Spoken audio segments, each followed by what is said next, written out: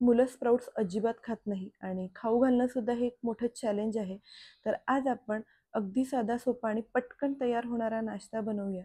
त्यासाठी 1 वाटी स्प्राउटेड मूग घ्यायचे, त्यानंतर 1 वाटी रवा घेऊया, अर्धी वाटी दही टाकायचं, थोडंसं पाणीसुद्धा टाकूया आणि इथे मी थोडेसे जिरे टाकलेले आहे. हे व्यवस्थित आपण मिक्सरमध्ये फिरवून घ्यायचं. बॅटर आपण एका बाउलमध्ये काढून घेऊया.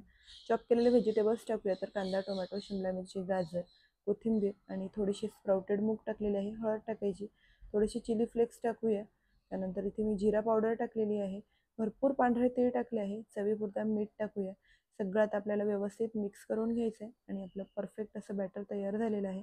पॅनमध्ये थोडंसं तेल टाकायचं, मोहरी टाकूया, त्यानंतर पांढरे तीळ टाकायची आणि हे आपल्याला बॅटर व्यवस्थित पॅनमध्ये स्प्रेड करायचं. वरून परत थोडेसे पांढरे तीळ टाकूया, झाकण ठेवायचं आणि 2-3 मिनटं आपल्याला हे होऊ द्यायचं आहे.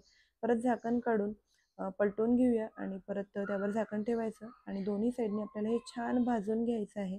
बघू शकता मस्त आपला परफेक्ट मुलांना आवडेल असा नाश्ता तयार झालेला आहे. दही बरोबर तर मुलं फार आवडीने खातात. नक्की